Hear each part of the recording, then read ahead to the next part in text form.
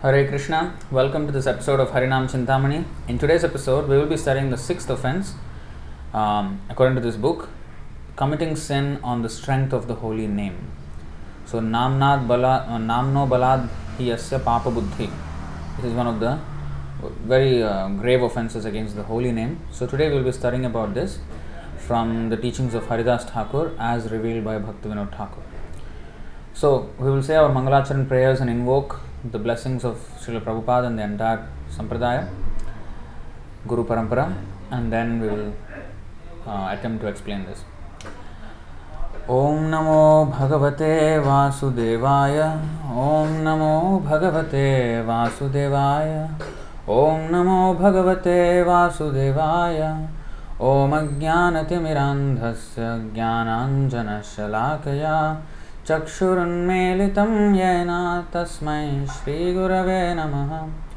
Shri Chaitanya Manobhishtam Sthapitam yena bhutale Swayam Rupah Kadamahyam Dadati Svapadantikam Vandeham Shri Guru Shri Yutapadakamalam Shri Gurun Vaishnavanscha Shri Rupam Sagrajatam Sahagana Raghunathanvitam tam sajivam Sadvaitam savadhutam Parijana sahitam Krishna Chaitanya Devam Shri Radha Krishna Padam Sahagana Lalita Shri Vishakhanvitamscha He Krishna Karuna Sindho Dīnabandho Jagatpate Gopesha Gopika Kanta Radha Kanta Namostute Tapta Kanchana Gaurangi Radhe Vrindavaneshwari Vrishabhanu Sute Devi Pranamami Hari Priye Vancha Kalpatarubhyascha Kripa Sindhubhya evacha Patitanam Pavanebhyo Vaishnavebhyo Namo Namaha. Namo Vishnupadaya Krishna Presthaya Bhutale Srimate Bhaktivedanta Swaminiti Namine.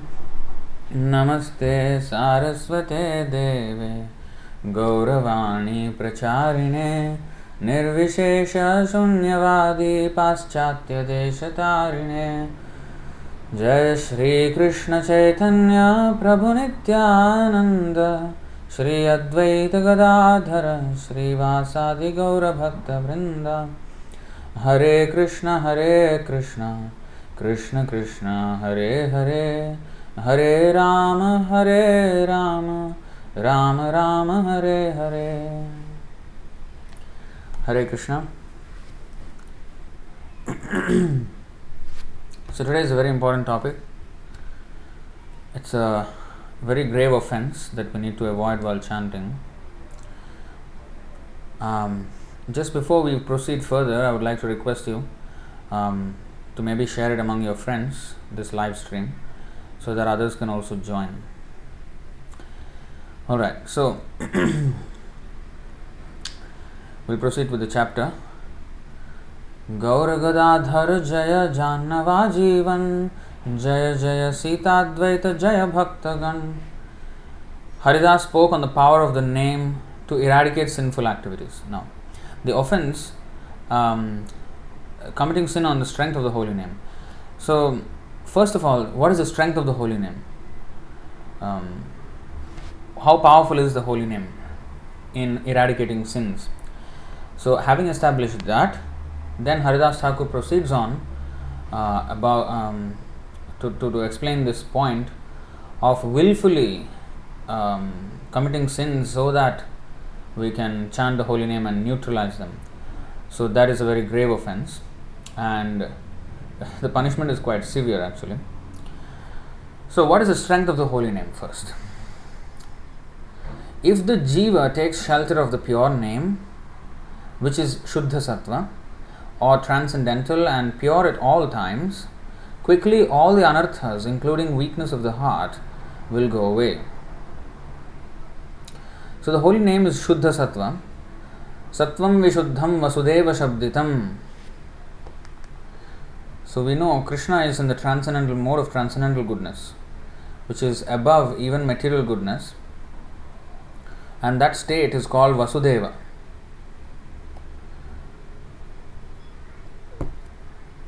This is spoken by Lord Shiva. Sattvam vishuddham Vasudeva shabditam yadiyate tatra pumana pavritaha sattve cha tasmin bhagavan Vāsudevo yadhokshajo me namasa vidhiyate. I am always engaged in offering obeisances to Lord Vāsudeva in pure Krishna consciousness. Krishna consciousness is always pure consciousness in which the Supreme Personality of Godhead known as Vāsudeva is revealed without any covering.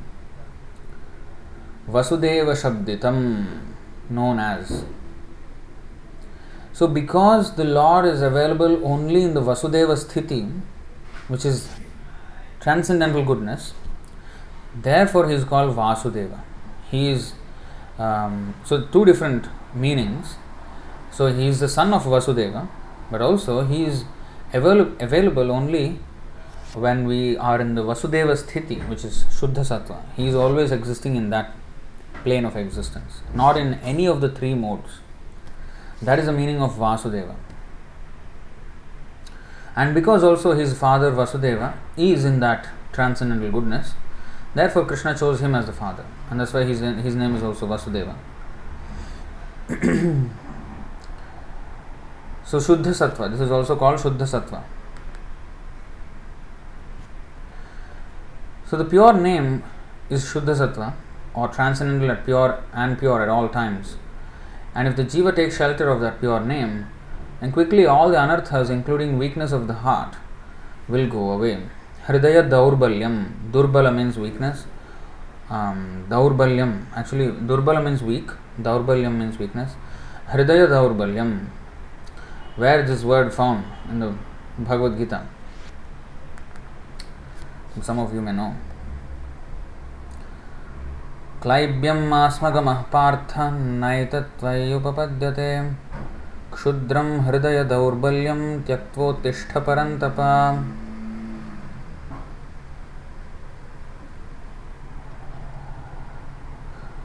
Bhagavad Gita 2.3. Weakness of the heart. O son of Pritha, do not yield to this degrading impotence. It does not become you. Give up such petty weakness of heart and arise, O chastiser of the enemy. So, petty weakness of the heart.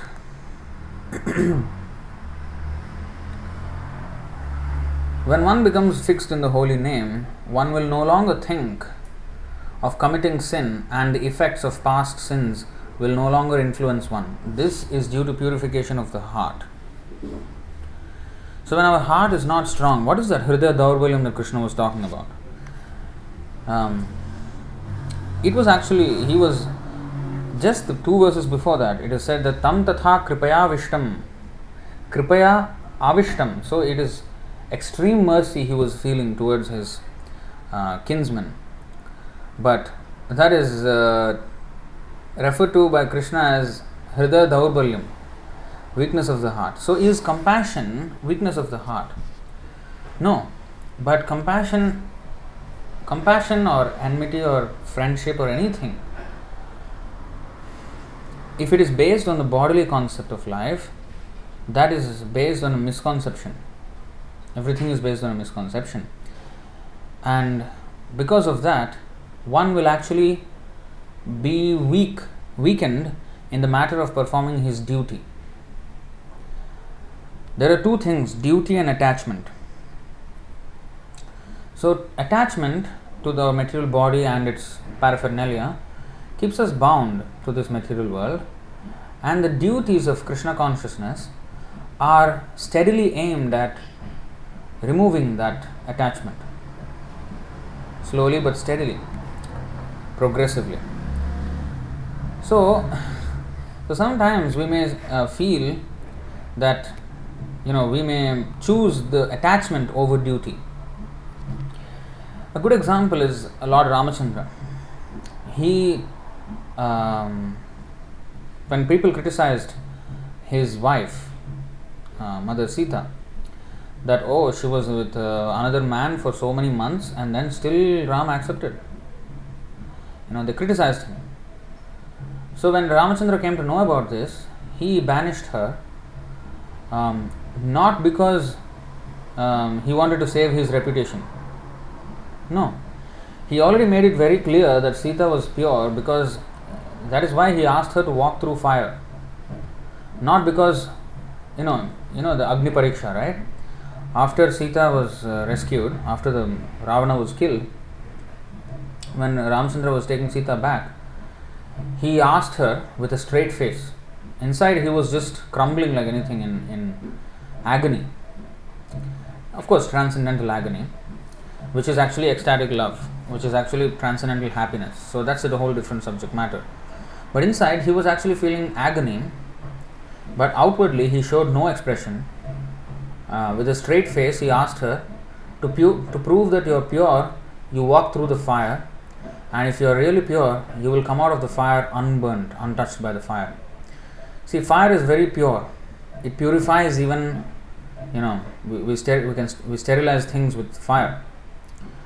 And also fire sacrifice is used where offerings of the Lord are, offerings to the Lord are offered into the sacrificial fire. So fire is a very pure element. If Sita is so pure that not even for a single second, for a single fraction of a second, her thought went anywhere other than Lord Ram, if it went, then she would be burnt in the fire. Then even Brahma came invisibly to that scene and asked Ramchandra to stop it. Don't do this. We are witness. We are Devatas. We are witness that she has never, even in her thought, thought about anybody else but you. So, but Ramchandra did not heed his request. He asked her to just walk. So she walked. Why did he do that? Did he doubt Sita? Not at all, not in the least. But he wanted to establish what is pure love. And he wanted to establish beyond doubt that she has zero adulteration, even in her remotest part of her mind. So that there will be no confusion and she will be beyond any doubt.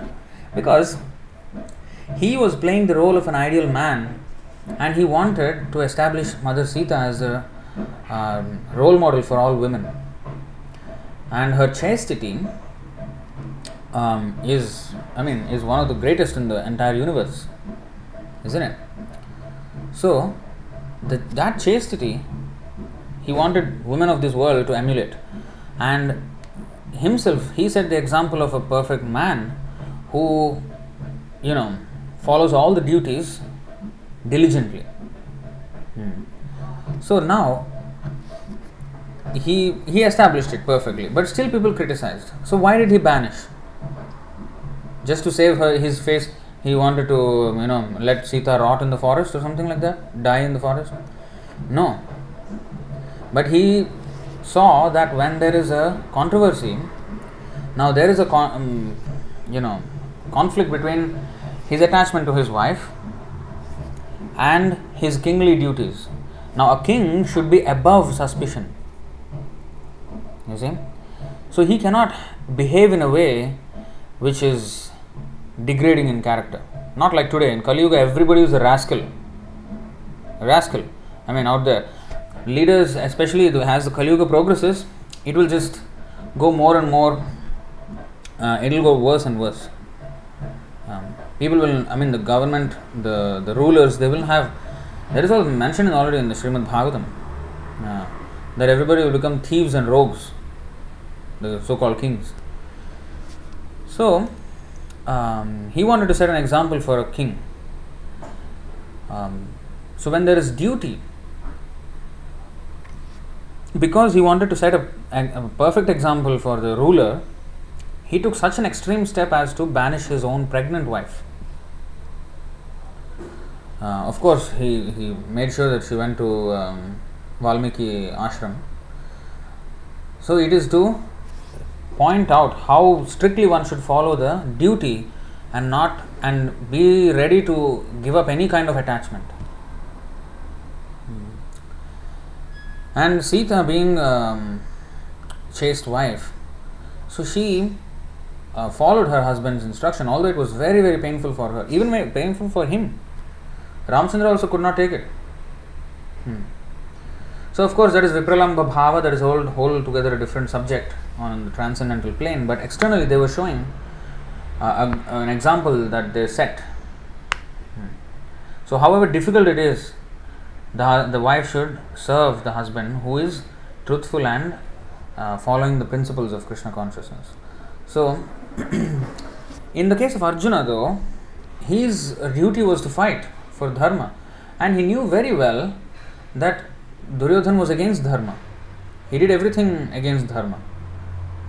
He tried to strip Pandava's wife naked, and he tried to kill them so many times. He did not give them any part of the kingdom, even though they rightfully are supposed to have that. And as a Kshatriya, as Kshatriyas, they should rule. They cannot do other occupation. So they should have a kingdom, but he denied them. So everything and all kinds of diplomacy were used to make peace. Even Krishna himself personally participated, but Duryodhana was adamant. So alright, war. So after all considerations have been taken, and then finally war has come, and he was shying away from the war due to bodily considerations and not considering the dharma part. And that constitutes Hridaya Daurbalyam, weakness of the heart. Strong heart means they are fixed in the spiritual understanding, not wavering.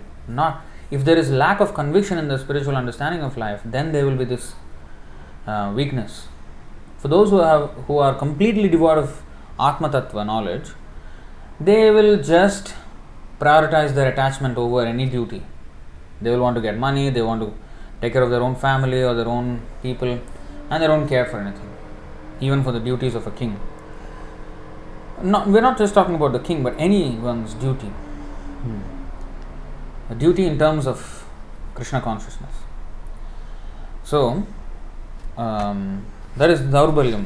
So, where we choose the wrong thing over the right, due to misunderstanding, due to misplaced compassion, this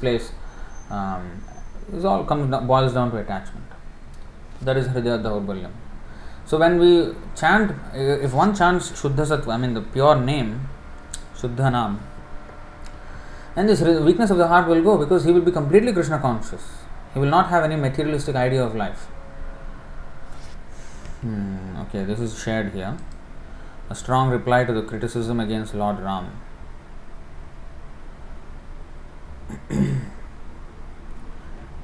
So this is actually a Tattvadarshan show episode 25.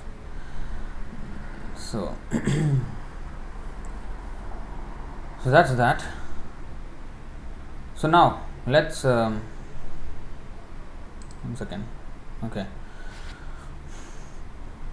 So when one chants in the Shuddha Nam, then he will be devoid of this weakness of the heart. When one becomes fixed in the holy name, one will no longer think of committing sin. He will no longer think of committing sin, not to speak of committing sin, think of. And the effects of past sins will no longer influence one. This is due to purification of the heart. Sin may be analyzed in 3 stages. A sinful act is the final stage.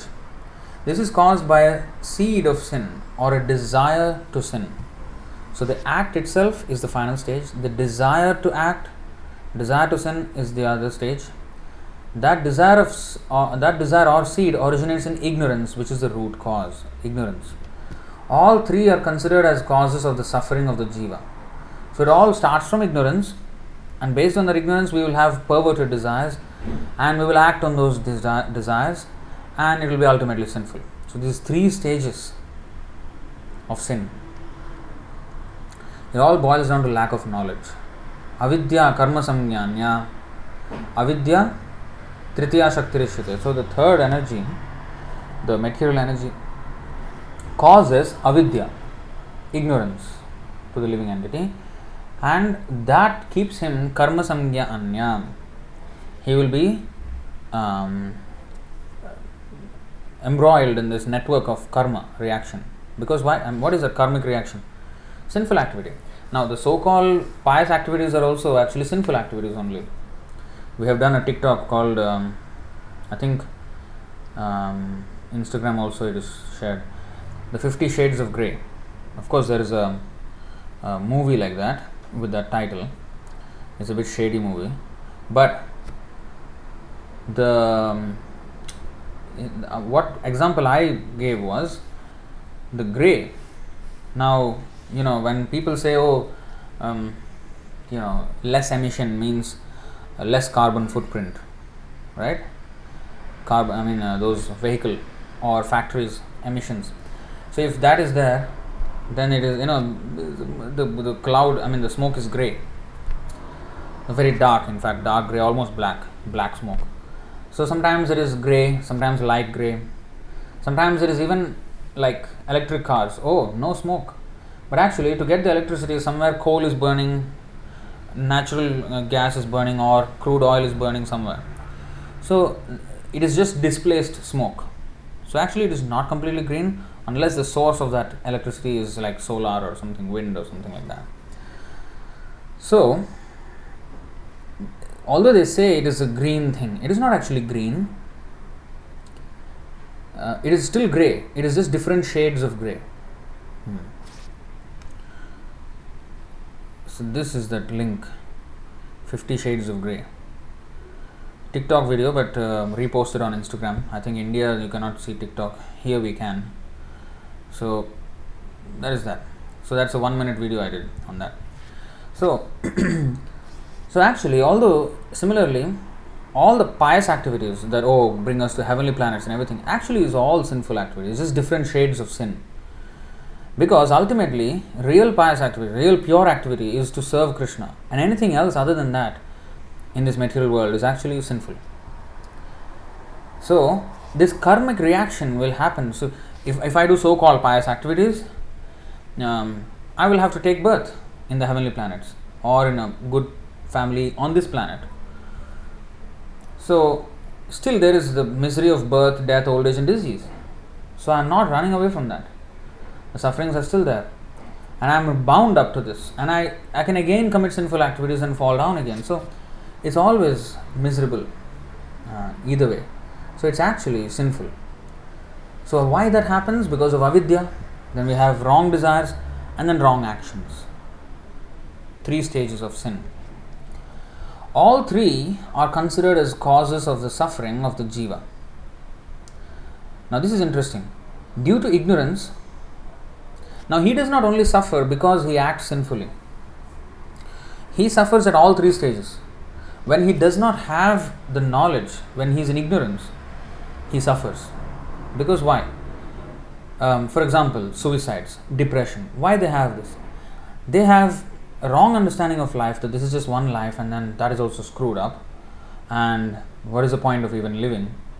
So these kind of thoughts come. But when they understand that this is just a passing phase in eternity, in a span of eternity, then we learn not to take these things too seriously. You see? So because of ignorance, he is suffering. And not just, this is extreme example I gave you, but everything, all the desires and everything comes from that. Even the anxiety of desiring to do something in this material world. Like suppose if I want to achieve something in this material world, that's an anxious position because I need to achieve that. And I have made that into my goal because of my ignorance again. Because actually our real goal should be how to become a devotee of Krishna, nothing else. But we have made something else as our goal because of ignorance. So because of ignorance, we are suffering. And this is confirmed actually in Srimad Bhagavatam. I think you know this. Srimad Bhagavatam, Canto 7, text, chapter 7, text 42. Sukhaya dukkha mokshaya sankalpa iha karminaha sadapnoti haya dukkham anihayah sukhavritah In this material world, every materialist desires to achieve happiness and diminish his distress, and therefore he acts accordingly. Actually, however, one is happy as long as one does not endeavor for happiness. As soon as one begins his activities for happiness, his conditions of distress begin. So as soon as we plan for happiness, immediately our distress begins, because ultimately that is the to desire something. Oh, that will make me happy. That means I'm already accepting the fact that I'm not happy right now, and I need that something to become happy. So, and to get there, it's a long shot, or even if it's a short shot. So it is still, I have to compete with someone then. There's so much, I have to go through before I can get to my goal. So already anxiety starts. And even if I get that, what is the big deal? Life still goes on. What am I going to do after that? Just celebrate my whole life, that achievement? No. There will be another new milestone. And while we are busy with all these things, one day just death will come and take away everything. So this is going on. So that's why, due to ignorance, he suffers. And then when he desires to sin, then also he suffers. Like, for example, when he has contemplated on a sinful activity. Of course, sometimes they don't suffer. For example, eating meat. They have grown so numb that they don't find it as suffering. But if it is a little bit serious, say, for example, I want to do a robbery. A robber is always in anxiety as he is planning how to do it, how to escape the police, how to escape the cameras, how to escape the neighbors, how to escape. He is thinking so many things. That is physical robbery. What about hacking? Hacking also, you have to be careful. You have to. Whenever there is a sinful activity, there is a lot of suffering that comes with it.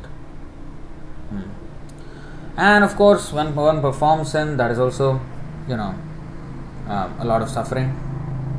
But sometimes, of course, people grow numb to it. When they eat meat, for example, intoxicated, they don't even feel, they don't feel that I'm doing something wrong. But the effects are actually still painful.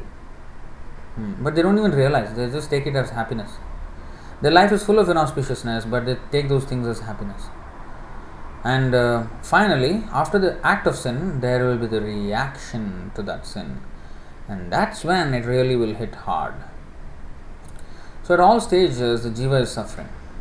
However, Krishna is merciful, always looking to the welfare of his parts and parcels. Not being able to bear the sufferings of the jivas, he always tries to help them. So Krishna is feeling the pain because we are suffering, because he is a father. Thus, by the process of bhakti, the thirst for material stimulation or the lust of the senses leaves the heart.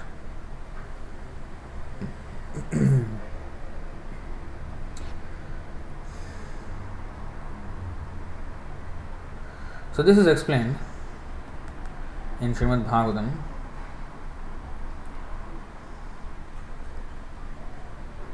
Canto 10, Chapter 33, Text 39.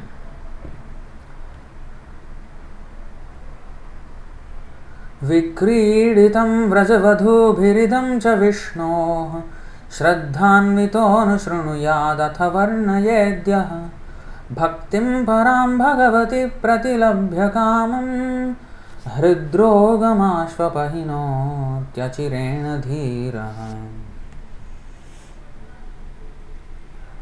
Anyone who faithfully hears or describes the Lord's playful affairs with the young gopis of Vrindavan will attain the Lord's pure devotional service. Thus he will quickly become sober and conquer lust, the disease of the heart. Now, of course, if we understand the activities of the gopis and the Lord, but even generally speaking, devotional service itself will make us quickly become sober and conquer lust, the disease of the heart. And that starts with Shravan Kirtan process. So hearing and chanting. So not only playful affairs of the young gopis of Vrindavan, but any Leela, not only the Ras Leela, any Leela will cure us of this disease of the heart. What is that? Lust. So thus by the process of bhakti, the thirst for material stimulation or the lust of the senses leaves the heart. One is able to look with contempt on the endeavor to acquire a beautiful woman or wealth. So one is not interested. One sees with disgust this kind of life which is ordinarily wanted by materialists. And I think you know this verse by Yamunacharya.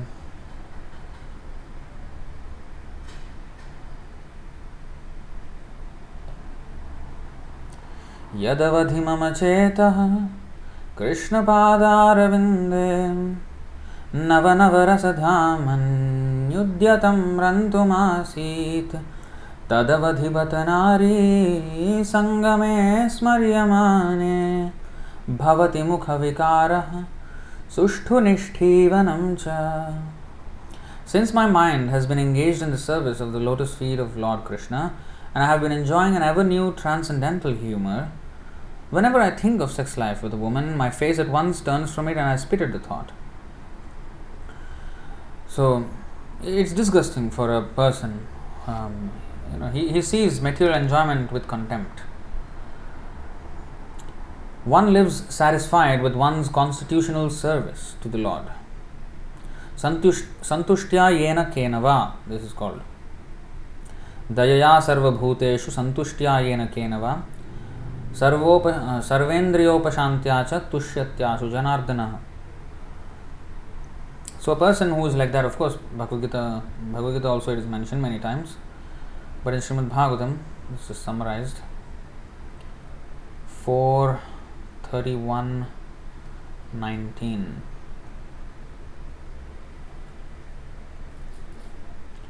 By showing mercy to all living entities, being satisfied somehow or other, and controlling the senses from sense enjoyment, one can very quickly satisfy the Supreme Personality of Godhead, Janardana. Being satisfied somehow or other. Santushtya yena kenachit. This is explained many places actually in the Bhagavad Gita. 12:16, you see. Is this the one? No.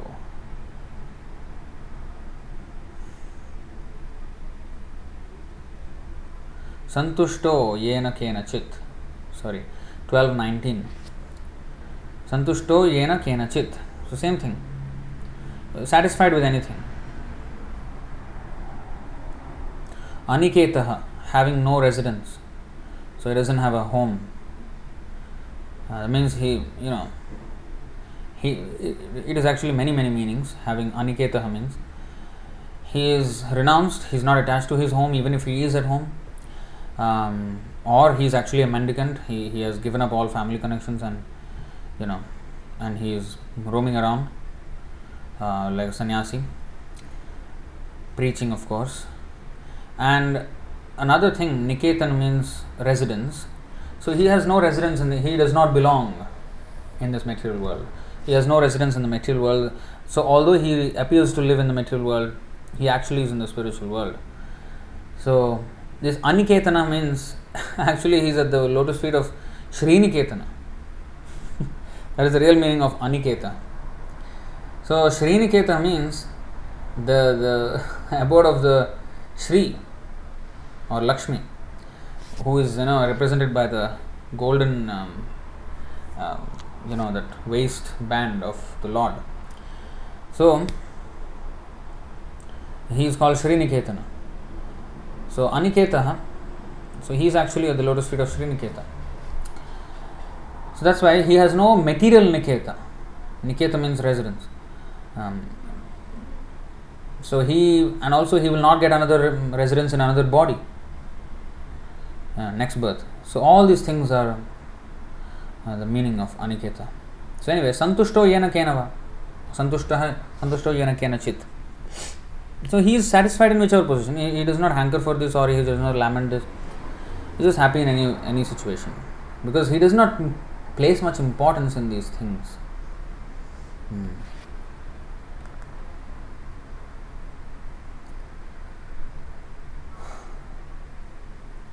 One lives satisfied with one's constitutional service to the Lord. The devotee accepts Svargapavarga Narakeshu api tulyartha darshinaha Narayana para sarve nakutaschana bibhyati.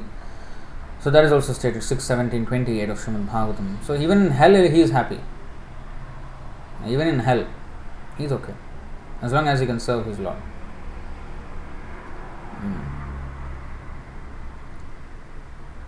The devotee accepts everything favorable to the development of bhakti and rejects everything unfavorable to bhakti. Anukulyasya sankalpa, pratikulyasya varjanam. You look at this, every single sentence is a shloka. And of course, it is a translation of shlokas from the the Harinam Cintāmaṇi. But you see, everything we can connect to the shlokas, you see. That is the difference between an acharya's writing and ordinary writing. Whatever they say is entirely supported by Shastra. It's only that we may not know or may know, that's all. But always he's writing in terms of the Shastra. The devotee accepts everything favorable to the development of bhakti and rejects everything unfavorable to bhakti. And of course the details of what is favorable and what is unfavorable are also given in the Nectar of Instruction, 2, 3, 4, all these things. And also 1, 2, 3, 4.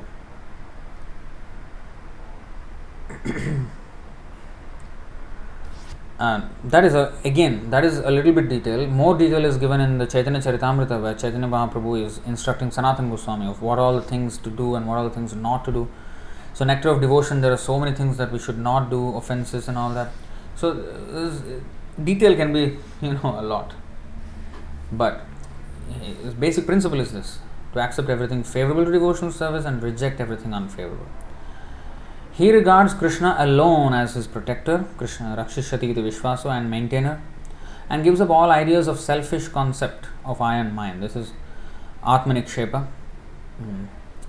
Thinking himself very low and worthless, the devotee will continuously chant the holy name. Whoever takes shelter of the name in this way can neither think nor do any sinful activity. Nakama karma bijana. An important word that is.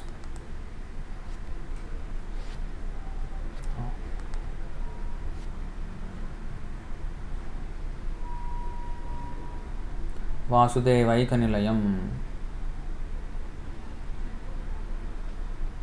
11-50 of Srimad Bhagavatam. What is the pure devotee? Bhagavatottamaha, who is always in chanting Shuddhanam. Shuddhanam means one is in the Bhagavatottama stage, first class devotee. So nakam karma bijanam, seeds, material hankerings, which are the seeds of fruitive activity. You see, as we have seen in today's explanation, the 3 stages of sin: ignorance, material hankerings or desire to sin, and the act of sin. Now, karma bijanam are material hankerings, which are the seeds of fruitive activity, and they are born out of ignorance. So, nakama karma bijanam. So, one who has, let's see the whole verse. Nakama karma bijanam yasya chetasi sambhavaha Vāsudevaika nilayah savai bhagavatottamaha. One who has taken exclusive shelter of the Supreme Lord, Vāsudeva, becomes free from fruitive activities which are based on material lust. In fact, one who has taken shelter of the lotus feet of the Lord is freed from even the desire to enjoy material sense gratification. So even the desire. Plans for enjoying sex life, social prestige and money cannot develop within his mind. Sundari Jana Dhana. This is Sundari. This is Jana. And this is Dhana. Na dhanam, na janam, na sundarim. Na kavitam va jagadisha kamaye. Mama janmani janmanishvare bhavatad bhaktirahaitu ki tvayi. So Chaitanya Mahaprabhu is saying, I don't want these things. So that is called nakama karma bijanam. I cannot develop within his mind. Thus he is considered Bhagavatottama, a pure devotee of the Lord on the highest platform.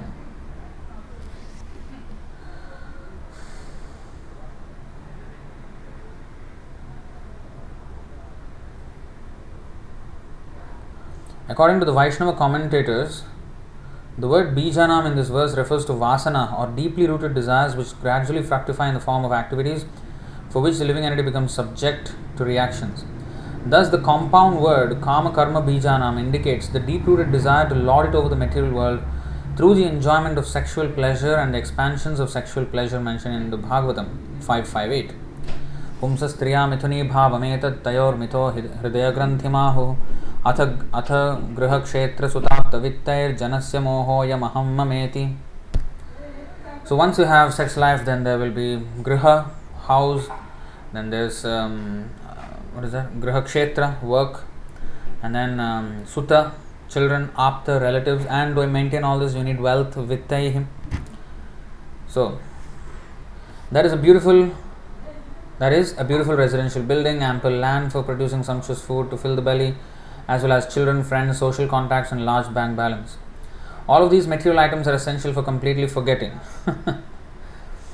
that one is an eternal servant of the Supreme Lord. All of these material items are essential for completely forgetting that one is an eternal servant of the Supreme Lord. Therefore, as stated in the Bhagavatam, Janasya mohoya maham mameti, intoxicated by these objects of material illusion, the conditioned soul becomes madly convinced that he is the center of the universe and that everything in existence has been created only for his personal sense gratification. Whoever obstructs such illusory enjoyment becomes immediately his enemy and subject to be killed. So, of course, and it all starts at that point, sex, and then his family and everything, and then in sense gratification, and then it expands to his nation and all that. So if somebody obstructs that, then immediately enmity comes. So then there is violence. There is, you can read this.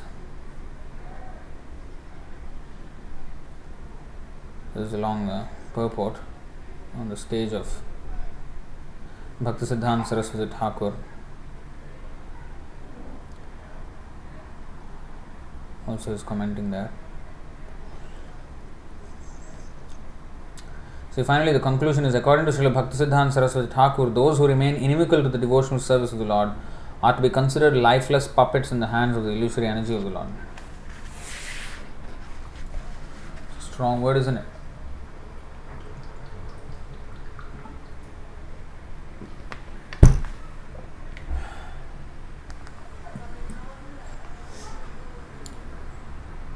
So thinking himself low and worthless, Trinadapi Sunichena Tarorapi Sahishnuna Amanina Manadena Kirtaniya Sada Hari.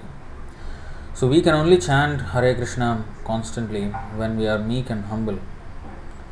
Otherwise we cannot actually chant. Our mind will be so disturbed, we cannot focus on chanting. So it is guaranteed that quickly one will be purified from all sinful influence. However, inevitably there is a period between sinful life and the pure state, and in this interim period there may be some relation with past sin, that is, some diminishing trace of sin. Now, so how by chanting one comes to the pure stage, that is explained, Shuddhanam. But then it is stated that there is a period between sinful life and the pure state, and in this interim period there may be some relation with past sin, that is, some diminishing trace of sin. However, new sin is not being committed, and the past sin is quickly dissipating.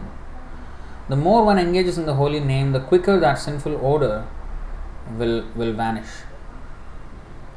So Vasana means odor, and Vasana also means desires, the flavor of our previous association with the modes. And that is explained in the Bhagavad Gita, 15th chapter. Uktramantam sthitam vapi bhunjanam va gunanvitam.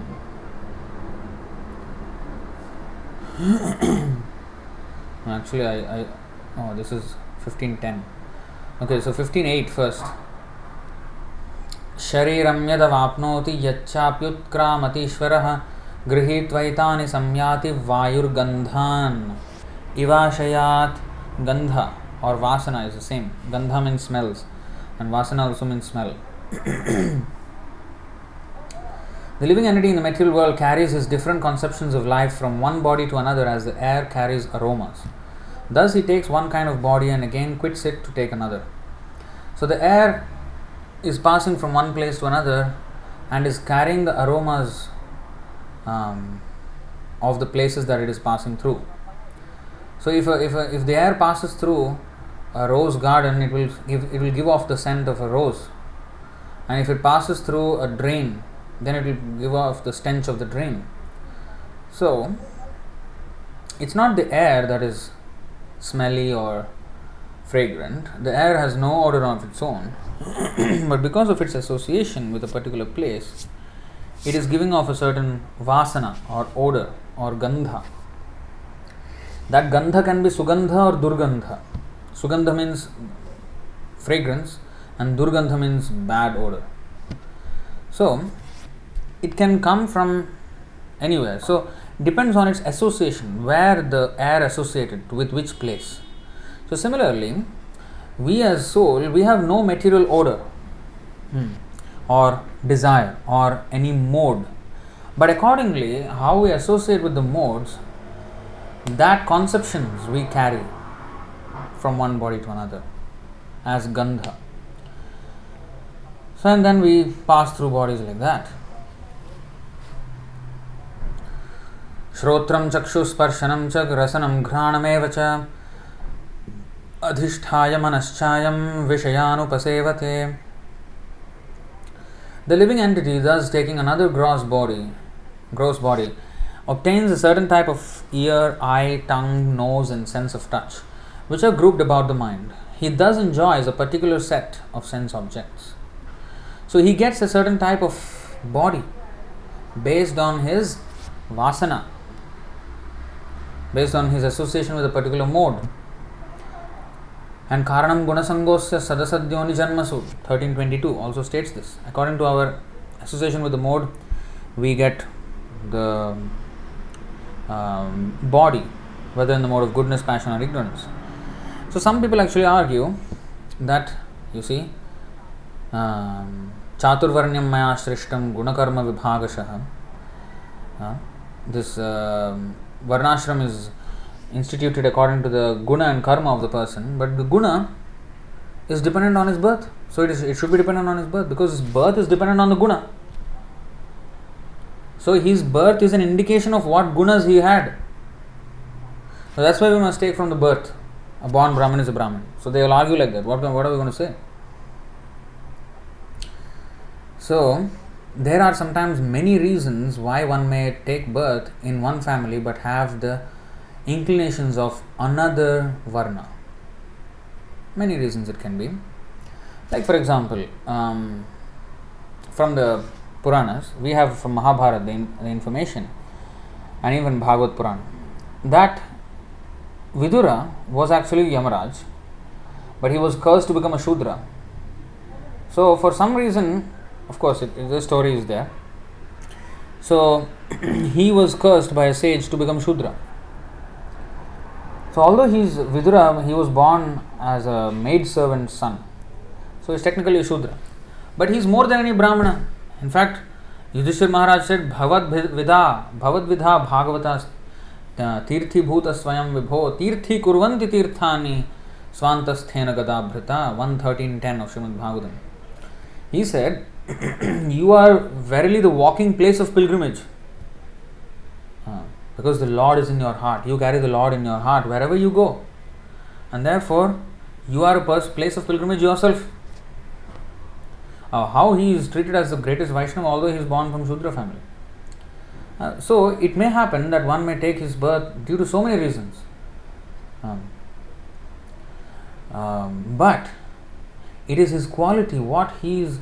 Sometimes you see, a person born in a Brahmin family may have the qualities of a Shudra, or even Chandala, Mlecha, Yavana.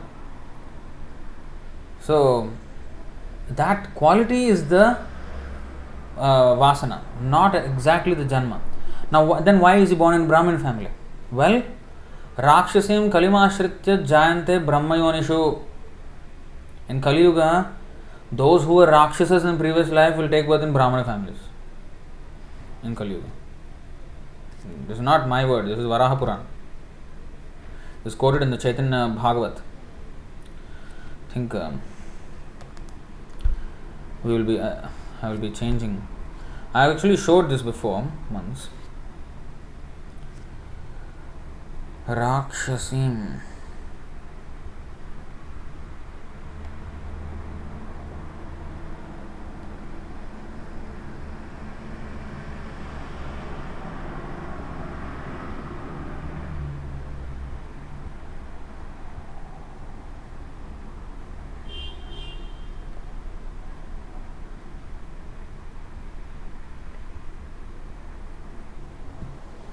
You see, you can see in the first one itself. Rakshasaha kalimashritya jayante brahma yonishu Varaha Purana. This is in the 4th canto purport, 421-40.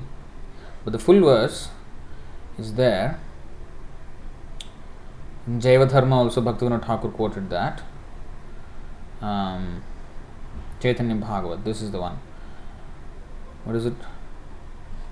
1 second. This is the glories of Haridas Thakur, Chaitanya Bhagavat Adi Khanda, 16th chapter, 301st verse. So here,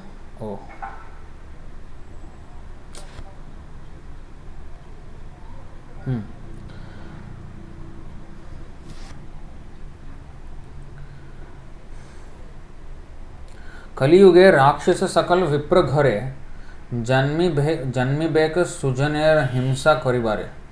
In Kali Yuga, demons are born in the families of Brahmanas in order to harass the saintly persons. And then this verse is quoted. Rakshasaha kalimashritya jayante brahma yonishu utpanna brahmana kule badhante shrotriyan krishan. In Kali Yuga, demons will take birth in the families of Brahmanas to harass those rare persons who are conversant with the Vedic way of life. So-called Smarta Brahmanas are against this movement.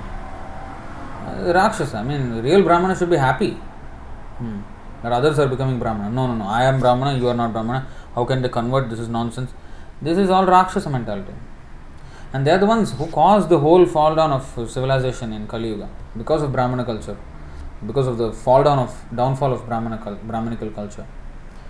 This verse was spoken by Lord Shiva in the Varaha Purana. You see?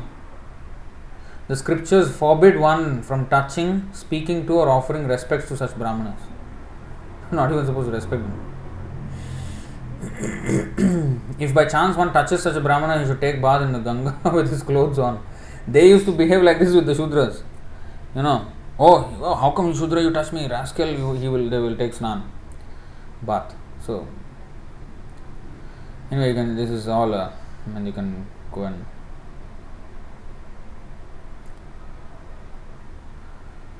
So, this is also from the Padma Purana. There is no need to speak further on this. Even by mistake, one should not touch or speak to those Brahmanas who have no devotion to the Lord. This is by Lord Shiva again in Padma Purana. Svapakam iva neksheta loke vipram avaishnavam vaishnavo varna bahyopi punati bhuvanatrayam. Just as one in this world should never see a dog eating chandala, one should never see a non-devotee Brahmana. Now you may say, hey, here you see, he's talking about chandala, and then Bhagavad Gita says, Vidya vinaya sampanne brahmane gavihastini shunichaiva svapake cha pandita samadarshina. You should see everybody equal. How can you say that you cannot see chandala and a dog eating chandala and all that? The meaning of this is that if we see and if we converse, if we get associated with them, then we will fall from our standards. But to give association is a totally different thing. To make them, preach to them, that is different thing. So, okay, this is another topic, of course. We will go back to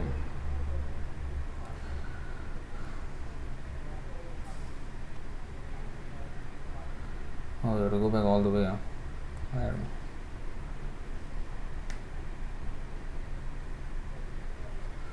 Text also became small.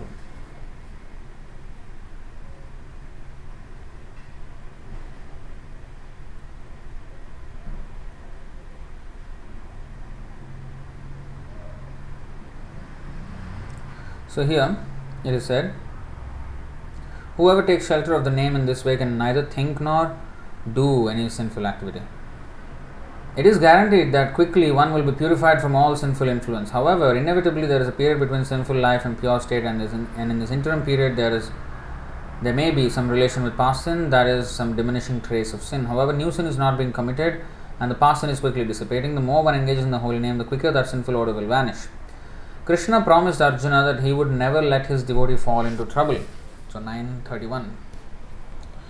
Kaunteya pratijanihi name bhaktah pranashyati. Since trouble is caused by sin, Krishna mercifully takes away all sin from the devotee. Couple of verses, there are many verses, but couple of verses quickly come to the mind. So 11:5:42. Swapadamoolam bhajatah priyasya tyaktanyabhavasya harihi pareshah vikarma yachotpatitam kathanchid dhunoti sarvam hridi sannivishtaha. One who has thus given up all other engagements and has taken full shelter at the lotus feet of Hari, the Supreme Personality of Godhead, is very dear to the Lord. Indeed, if such a surrendered soul accidentally commits some sinful activity, the Supreme Personality of Godhead, who is seated within everyone's heart, immediately takes away the reaction to such sin.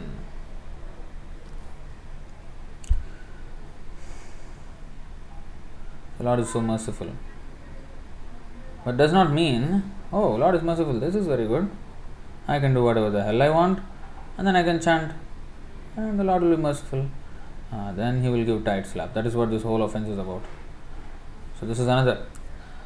Bhrityasya pashyati gurun apinaparadhan sevam managapi kritam bahudhabhyupaiti aviskaroti pishuneshvapinabhyasuyam shilena nirmalamati Purushottamoyam.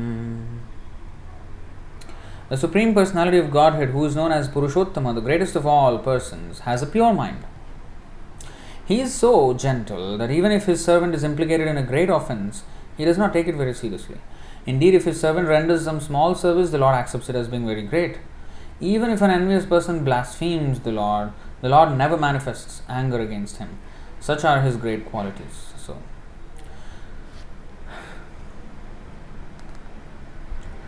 So Krishna, He mercifully takes away all sin from the devotee.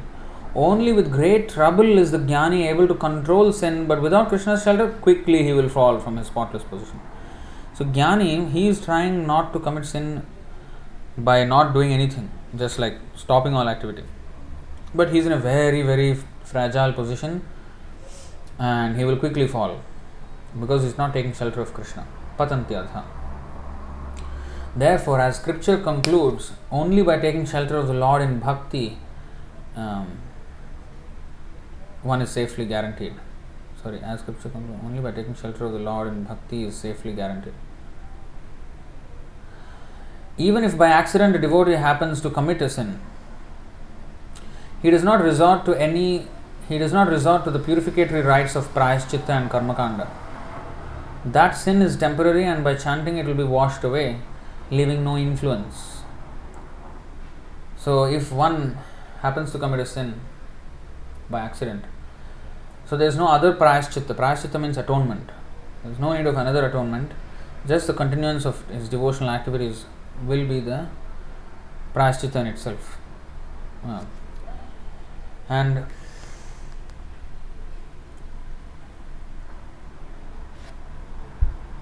as explained in the Srimad Bhagavatam,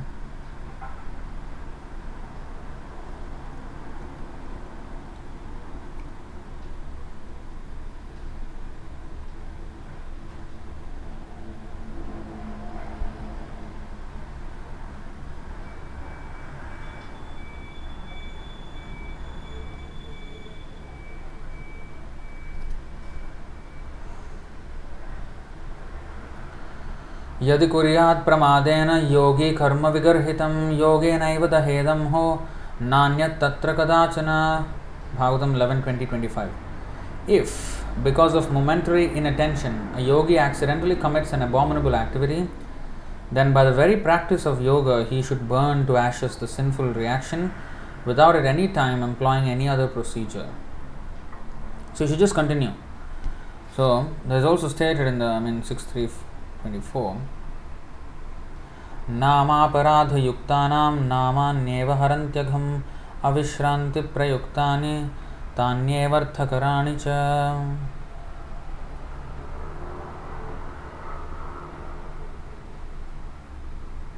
Padma Purana. Even if in the beginning one chants the Hare Krishna mantra with offenses, one will become free from such offenses by chanting again and again. So there is no other prayaschitta, just by chanting again and again we can come out of this. Papakshayascha bhavati smaratam tam aharnisham. One becomes free from all sinful reactions if one chants day and night following the recommendation of Sri Chaitanya Mahaprabhu. It was Sri Chaitanya Mahaprabhu who quoted the following verse, of course, Harināma, Harināma, Harināmaiva kevalam kalo nastyeva nastyeva nastyeva gataranyatha. There is no need of any other prayaschitta, just Harināma is required, that's it.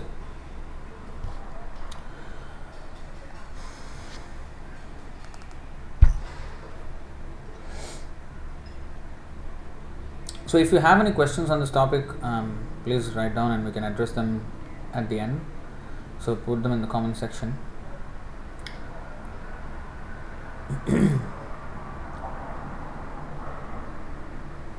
So even if by accident, so that sin is temporary and by chanting it will be washed away, leaving no influence. However, there is another type of sin. This is actually the sin we are talking about today. If someone intentionally commits a new sin out of lust, thinking that there will be no bad effect because of the name's power in destroying sins, that person is not a serious devotee but is known as a cheater. So he is not being serious in his devotional life, and he is actually trying to cheat, but he will be cheated himself. So from his offense against the name, he will reap lamentation, fear and death. Thus, two types of sinful activities may be distinguished: an unpremeditated sin and a premeditated sin. There is a gross difference between the two according to scripture. Even in court of law, the murder, there is a premeditated murder and then there is manslaughter. Manslaughter is not premeditated.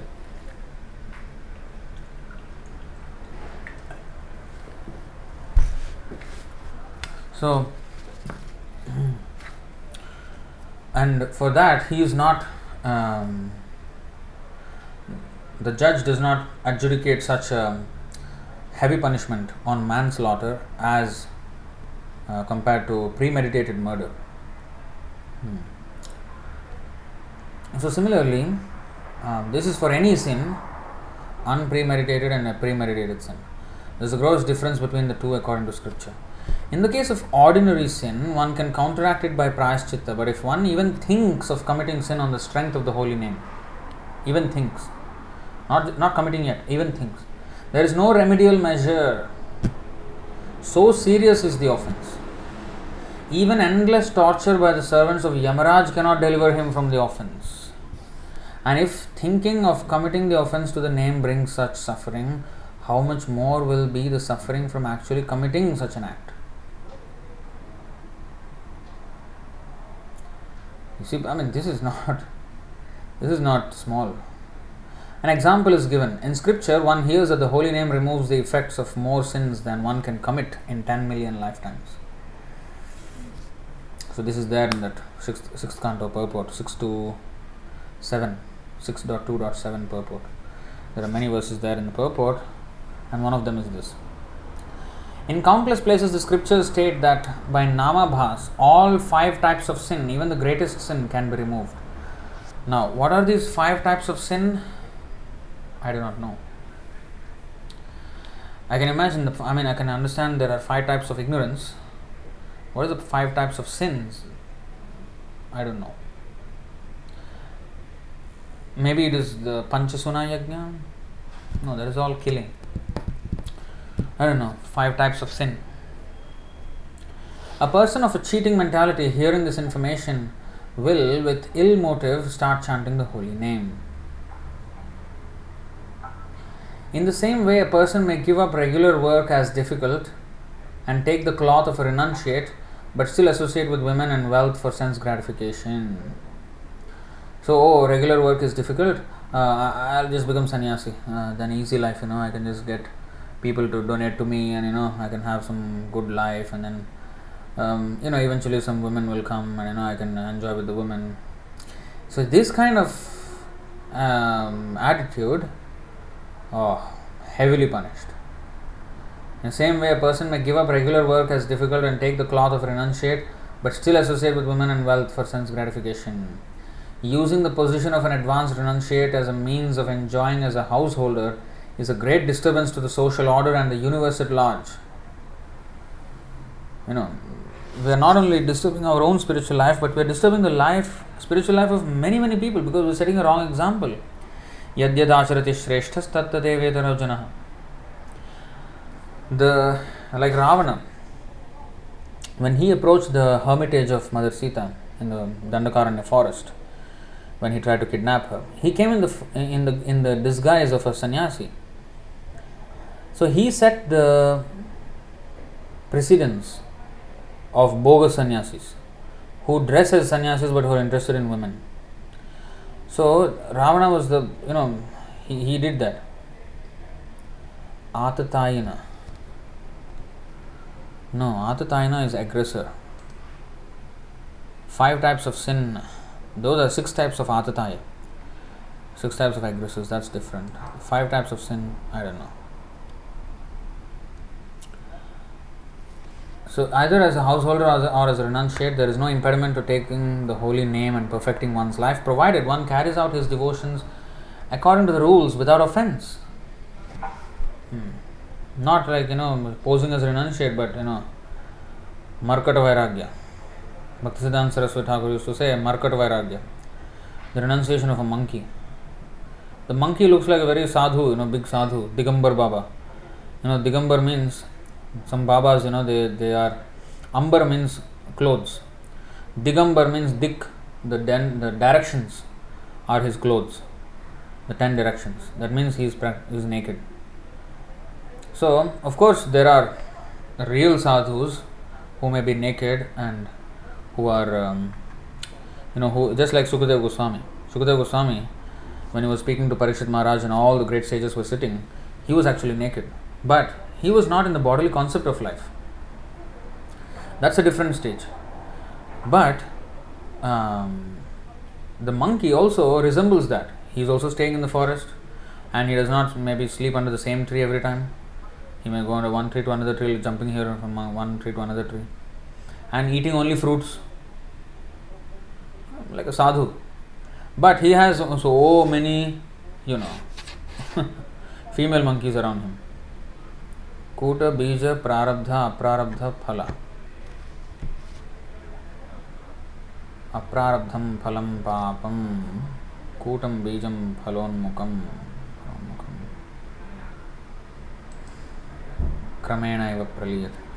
Aprarabdha phalam papam, kutam bijam phalonmukam.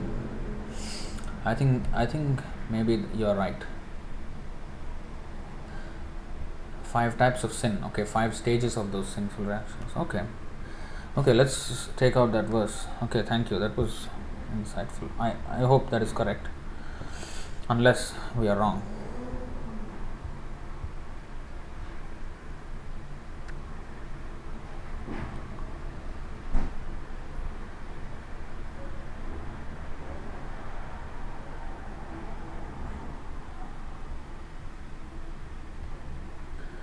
$795 Madhyalila purport. Padma Puran confirms. Okay, there's nothing here, only verse. Let's see the 9.2 whether it's fully explained or not.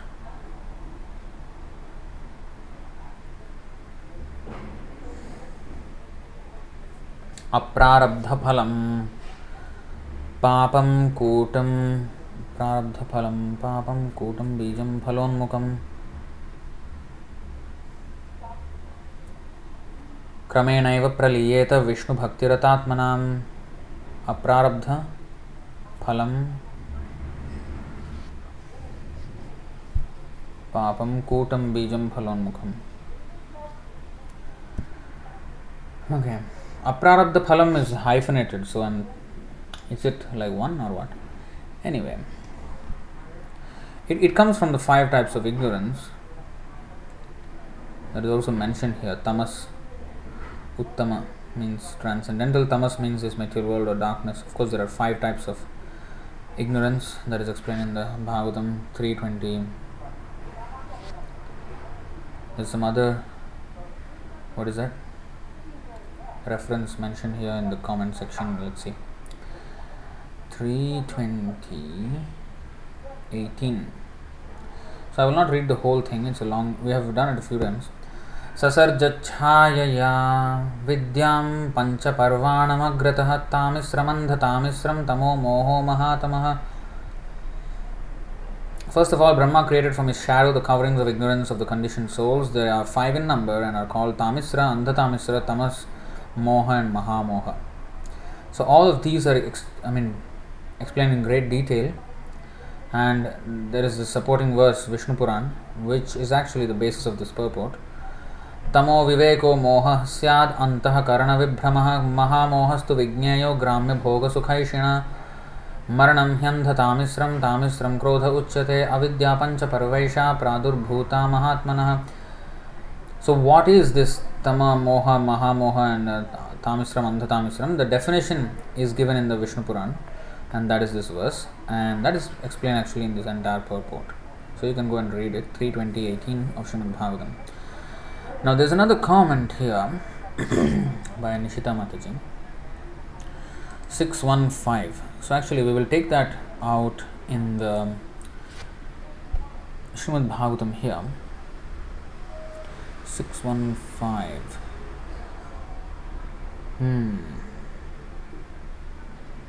This is interesting. Actually, maybe this is the... Okay. So, 6:15.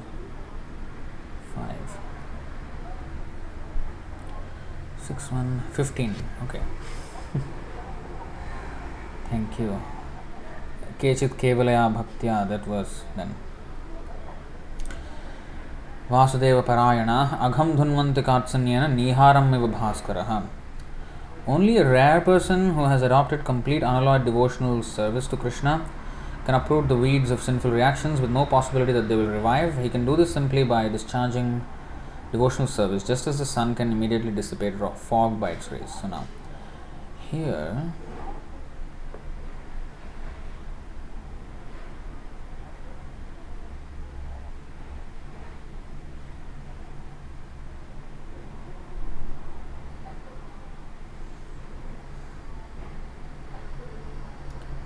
you know what? Prarabdha. Let's search for the word Prarabdha.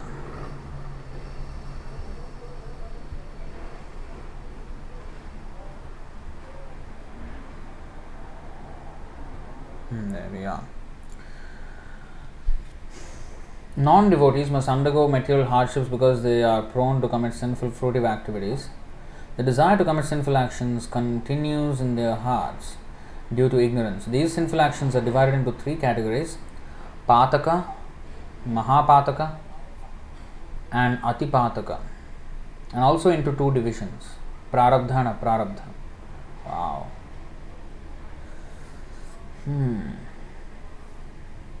3 categories, 2 divisions.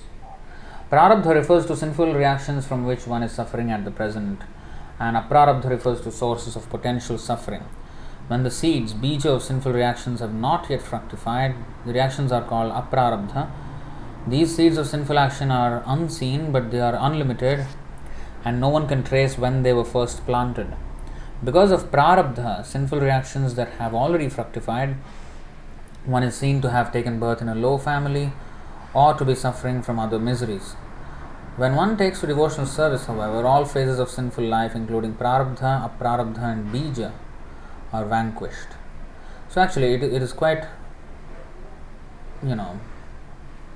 tied in with that other verse, that Vishnu Puran verse, aprarabdha palam papam kutam bijam phalonmukham.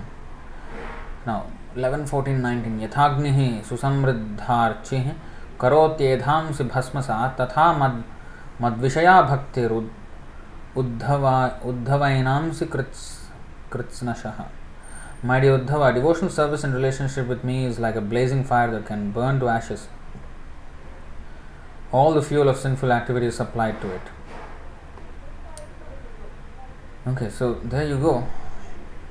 5 types of sin. And Pataka, Mahapataka, Atipataka. Actually, Pataka means sin.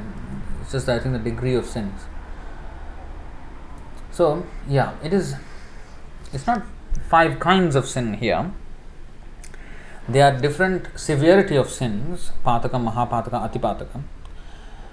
And such sins are in these 2 stages of Prarabdha and Aprarabdha, where one is already experiencing the results of such sins and when one is not. They're not exactly 5 kinds of sins. And also, the other verse also, it's not exactly 5 types of sins. It's 5 stages of those sinful reactions. But I do not know these answer exactly the point that there are 5 kinds of sins. Maybe he was just saying 5 kinds of sins to mention the 5 stages of sinful reaction. Or is there like actual 5 different types of sin? Maybe this is the answer, maybe the other verse is the answer. Or maybe there is another whole reference to that. NOD, Nectar of Devotion. What Nectar of Devotion? You just write an NOD like that, what am I going to do? Antya 640, what is this? How could we keep this boy, him abandoning the service, not possible even for one's father manifesting? Okay. There's something else. Anyway, all kinds of sinful activities will be gone if one chants. So that's the main point. Using the position of an advanced renunciate as a means of enjoying as a householder is a great disturbance to the social order and the universe at large. Either as a householder or as a renunciate, there is no impediment to taking the holy name and perfecting one's life, provided one carries out his devotions according to the rules without offense. But to have the idea of committing sin under the shelter of the name is a great offense which will block the path of bhakti. One who is at the Nama-bhas stage by bad association is always in danger of committing this offense. But one who has Shuddhanam does not commit this aparadh. But to speak of Nama-parad stage, even Nama-bhas stage, one is in danger of committing this offense of doing sinful activities on the strength of the holy name. Wow. That's a strong one to watch out for then. So every offense. But one who has Shuddhanam does not commit this aparadh. Those who have taken shelter of the pure name do not at any time in any form come near to committing any of the 10 aparadhas. One who chants the pure name, not at any time even comes near. However, as long as one does not have the pure name, there is every danger of onslaught of offenses, and therefore the person in Nama-bhas should be aware of the mentality of committing sin on the strength of the holy name. We should be aware of this. It's not that we criticize those Markata Vairagis, but they are also called Vantashis. Vantashi means Vantashi. They are not sannyasis, but Vantashis. So sannyasi, of course, we know those who have renounced everything for the sake of the absolute truth. Sat-nyasi. So for those who have given up everything for the purpose of Sat, the eternal truth. So Vantashi means, Vanta means vomit. Ashi means one who desires. Asha means desire. Ashi means one who desires. One who desires to eat one's own vomit is a Vantashi. So a renunciate is supposed to have given up, vomited all this nonsense of material enjoyment out. But if after having become a renunciate, if he takes back those things, then he's like eating his own vomit. So instead of sannyasi, he's actually a Vantashi. So, or Markata Vairagi. So these words are used. So I mean, this not only is for sannyasis, okay. I mean, even at our own stage, we should be very careful of not taking the holy name as a means of access to sense gratification. That is what actually what it means here. Namno baladhi yasya papa buddhi. So because I mean there was this incident. Now this is a bit embarrassing, but I mean I feel bad even. So what happened? We were distributing books in a fair.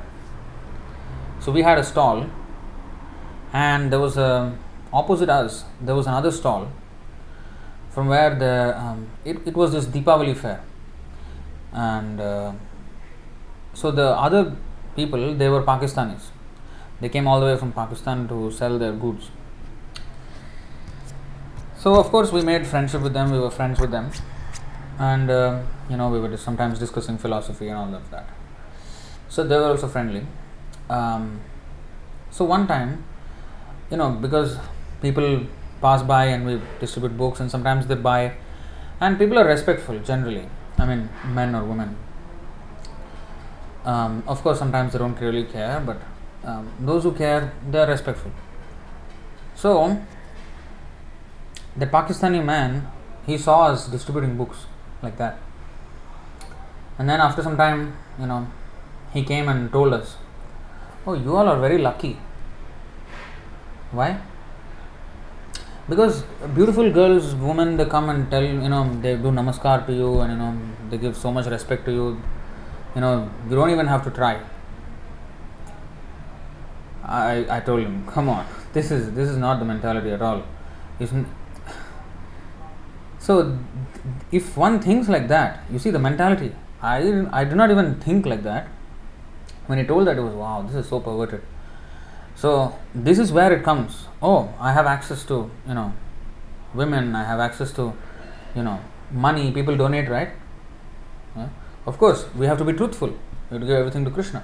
But if I keep, because donation is I don't have to work.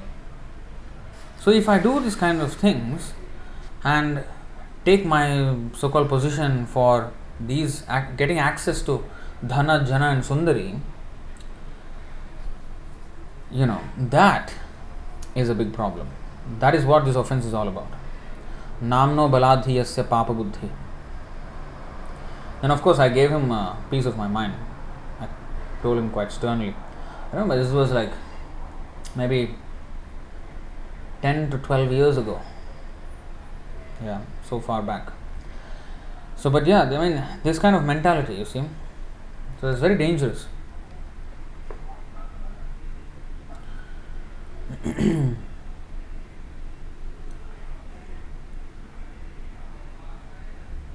So here it is said, let's read that again because it's quite important, this whole paragraph.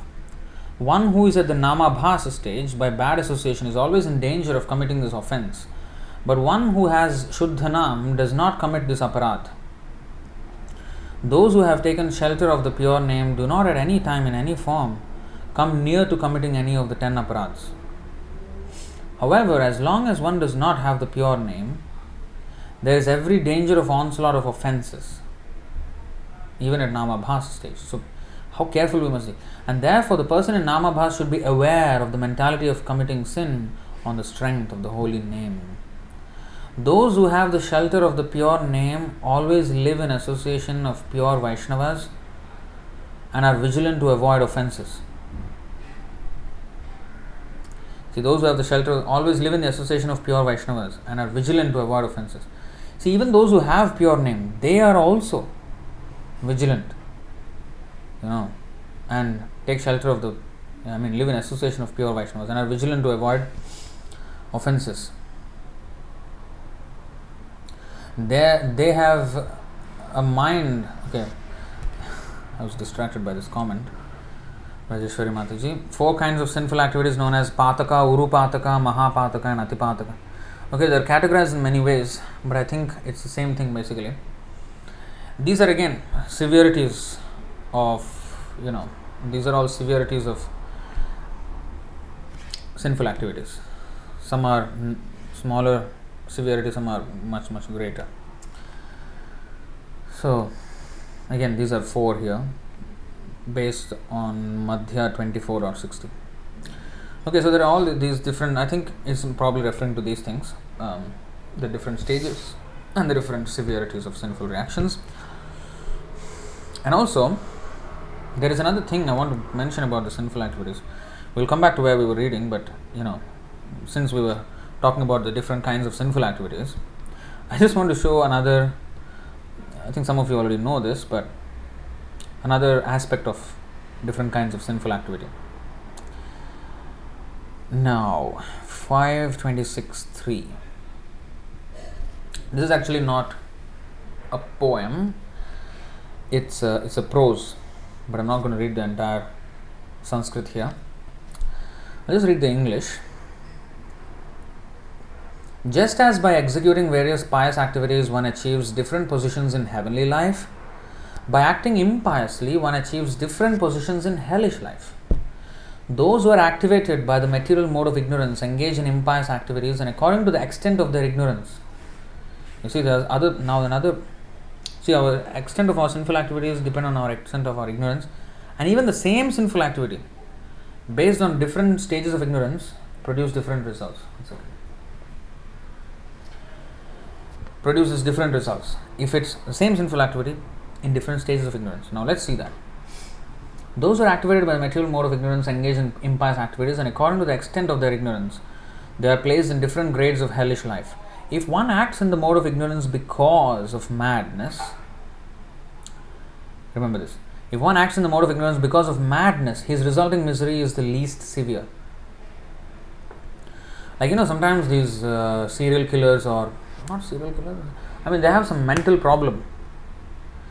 They're mad actually, demented. So, they are not punished even by the law of the state very severely if they have psychological problems, if something is wrong with their mind. So, similarly, in hell also it's like that. If one acts in the mode of ignorance because of madness, his resulting misery is the least severe. One who acts impiously but knows the distinction between pious and impious activities, but that means he knows what is right and what is wrong, he can discriminate, but he still commits impious activity. He is placed in a hell of intermediate severity. And for one who acts impiously and ignorantly because of atheism, it's complete, I don't care, I'll just do whatever I like. So that kind of attitude, the result in hellish life is the worst. Now, the second intermediate fellow, he knows that what I'm doing is not right, but he still does it. He will also have to suffer. And he also understands God is there and all that, but still, he cannot force, out of force, he will, force of not anything else, but his own, maya, by his own desires, he acts impiously somehow or other. Even, like for example, I'll give you a good example. Now, what is happening in Russia and Ukraine?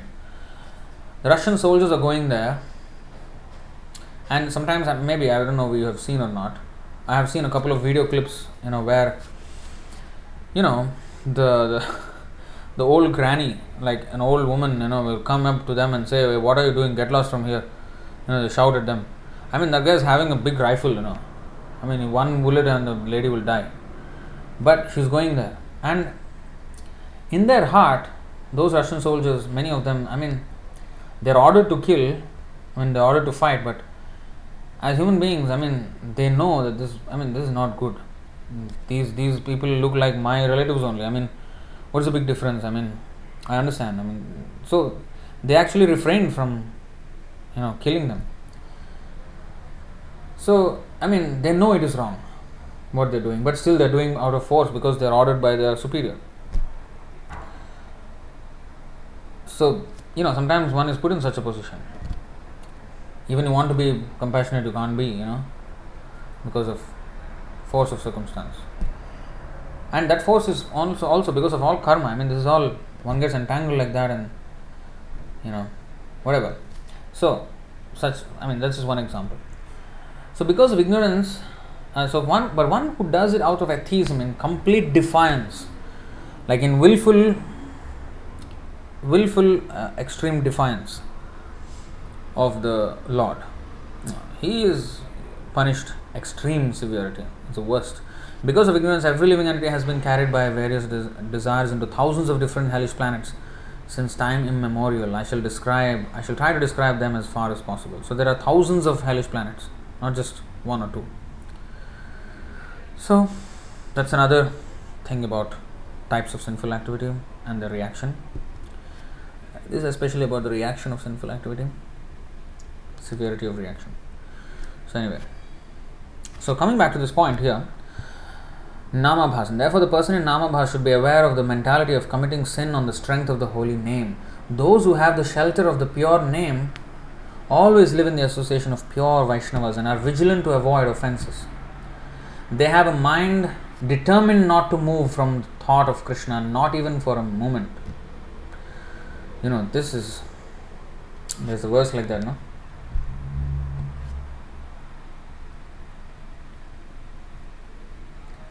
Many verses, but this one stands out. Madraksham kshena punyan kshanamapi bhavato bhaktihinan padabje ma shrausham shravya bandham tava charitam apasyanyadakhyana jatam masmarsham madhavatvam api bhuvanapate chetasa panuvanan Ma bhuvam tvatsaparya vyatikararahito janma janmantarepi. O Madhava, please do not let me even glance at those whose pious credits are so depleted that they have no devotion for your lotus feet. In fact, that means don't let me glance at sinful people who have no interest in Krishna. Please do not let me be distracted from listening to the worthy narrations of your pastimes and become interested in other topics. Please do not let me be distracted. Please, O Lord of the universe, let me pay no attention to those who avoid thinking of you. You see? And let me never be unable to serve you in some menial way birth after birth. A beautiful prayer. In fact, the first line of this is there in another scripture. If I search Madraksham, I think in some kind of Katyayana Samhita or something.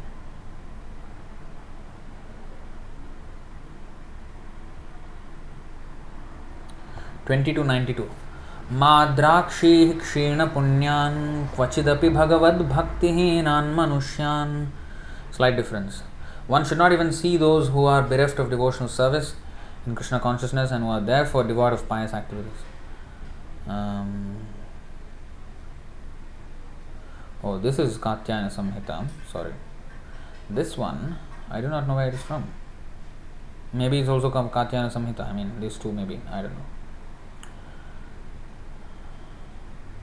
Of course, here it is said, Varam hotavaha jvala panjara antarvyavasthitihi nashauri chinta vimukha jana samvasa vaishasam. It is better to accept the miseries of being encaged within bars and surrounded by burning flames than to associate with those bereft of Krishna consciousness. Such association is a very great hardship. So this is Katyayana Samhita. So I'm just thinking that this is also Katyayana Samhita. So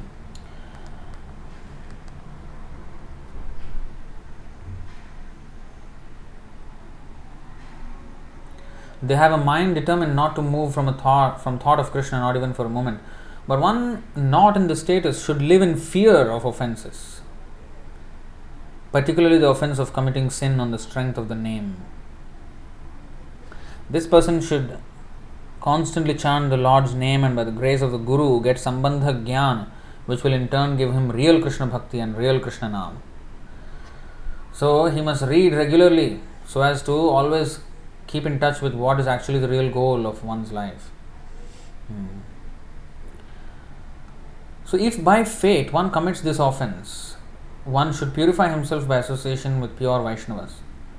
Sinful desires are like thieves on the road to bhakti, and the pure Vaishnavas are the protectors of the road. Loudly call out the name of the protector When the protector comes, the thief flees. Say that name in love and do not fear, for remember that the Lord has said, I am your protector. So this kind of explanation is also there in the Mukundamala Stotra. I mean the road where the highway robbers have robbed me of my intelligence. Andhasya me hrida viveka mahadhanasya chauraihi prabho balibhirindriya namadheyaihi mohandhakupa kuhare vinipatitasya devesha dehi kripanasya karavalambam. O Lord, the powerful thieves of my senses have blinded me by stealing my most precious possession, my discrimination, and they have thrown me deep into the pitch dark well of delusion. Please, O Lord of the Lords, extend your hand and save this wretched soul. Now, there is a verse by Raghunath Das Goswami as well in this purport. This is actually the highway robbers, the highwaymen, of lust. Asacheshta kashta pradavikata pashalibhiriha prakamam kamadi prakatapatapati vyatikarai gale badhva hanye hamiti bakabhidvartma pagane kurutvam phutkaran avati sayathatvam mana itaha. The highwayman of lust and his accomplices, greed, etc., have waylaid me and bound my neck with the horrible ropes of sinful activities. O mind, please scream out for help, crying, O Krishna, O killer of Baka, I am on the verge of death. If you do this, then Krishna will certainly save me. So he killed Bakasura. So similarly, these lust and greed and all these things are the highway robbers who are like Bakasura. Demons. So demons are not somewhere else. I mean, in our own heart, the demons are there. So the whole point is to pray to kill the demons, the enemies that are sitting within our own heart.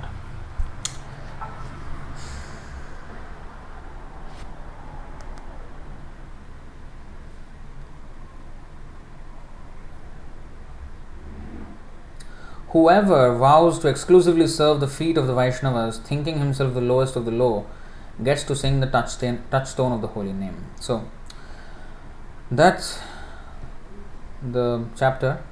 So one has to, take shelter of Vaishnavas, exclusively serve the feet of the Vaishnavas. Then automatically, if we keep that Trinadapi Sunichena, always humble and serve the Vaishnavas, all kinds of desires will run away, because our desire will be to just serve the Vaishnavas.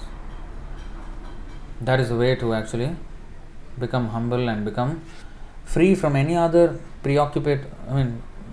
free ourselves from any preoccupation of our mind with any other desires. So that's today's verse. It's a very important offense to be avoided, and we should all make a serious endeavor in always remembering, and not just remembering, as it is said today in this explanation. One should live in dread of these offenses. What is that word? One should live in fear. So, but one who is not in the status of pure name should live in fear of offenses. So we should know what to be fearing. We should fear the offenses. I should not commit this offense. It's not that we have to be indiscriminate. Just do whatever I like. No, we should be very, very careful. Because ultimately, whom are we cheating? We are cheating ourselves, not anybody else. We will be robbed of the chance to go back to Godhead because of this.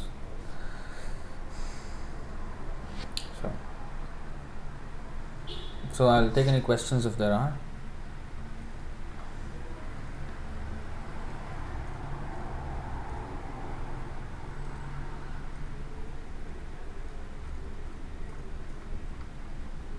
Omkar Tawar is asking, Prabhu, do we willingly come, or we are forced to come in this material world?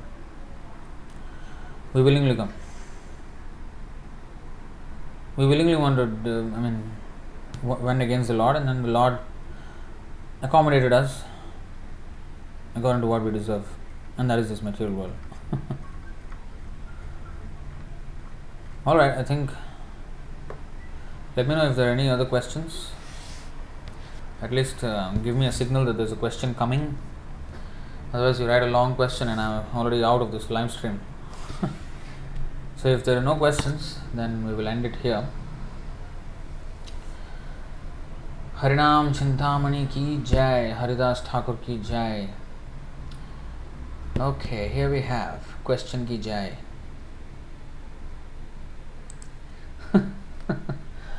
Divya Mataji, Prabhuji, as long as we are with matter, we are somehow made to commit mistakes due to ignorance. Although chanting and performing devotional service and having fear of offenses, we commit sins.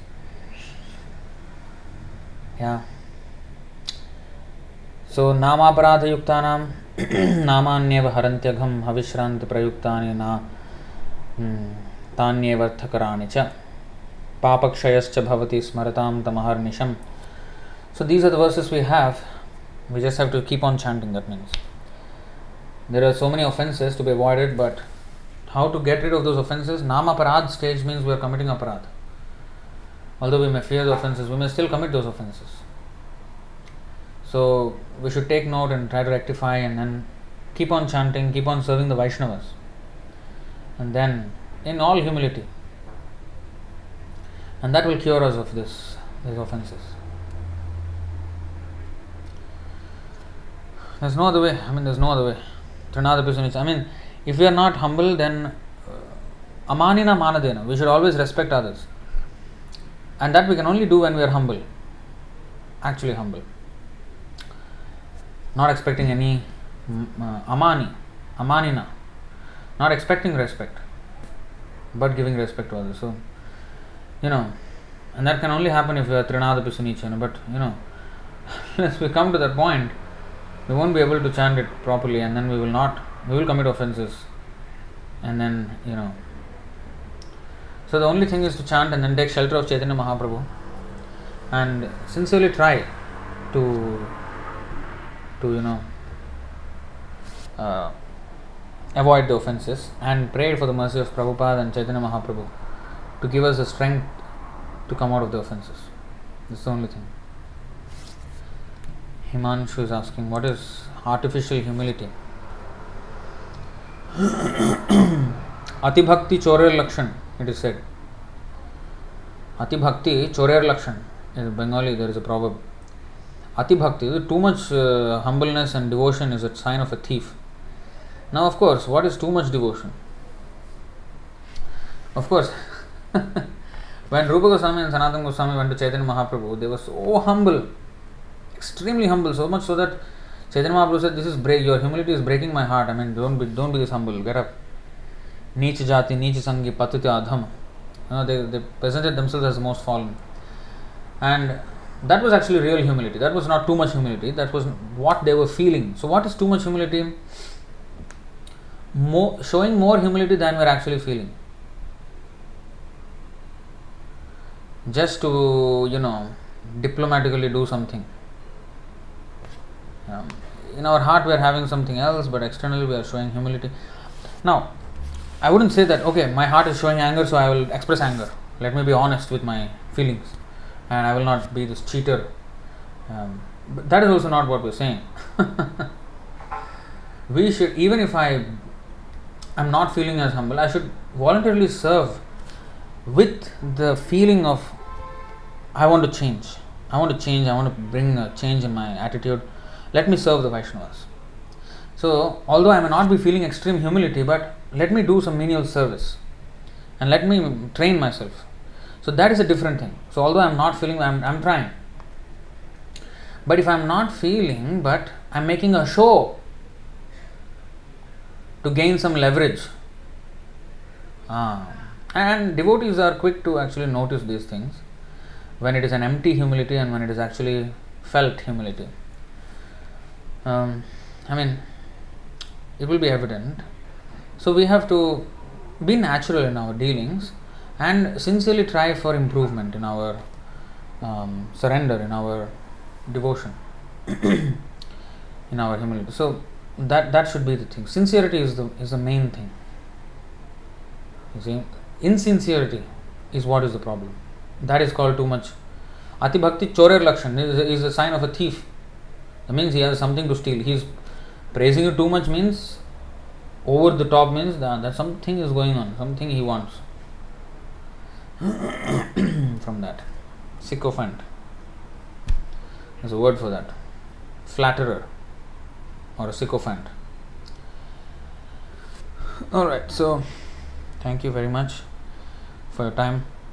Haridas Thakur ki jai, Srila Prabhupada ki jai, Ananta Koti Vaishnava Vrind ki jai. And I just found out, Radhika Mataji let me know that tomorrow is the appearance day of Kulashekar Alvar. So he's the one who wrote the Mukundamala Stotram, and today we discuss some of those verses here also. So let us pray for his mercy that we may become proper devotees as he has mentioned in that Mukundamala Stotra. So of course we have done a rendition of that. So if you want to learn that with the lyrics and everything, there is a video on my channel like that, so you can take advantage of that. And let's try to live by those teachings. Alright, so thank you very much. Hare Krishna.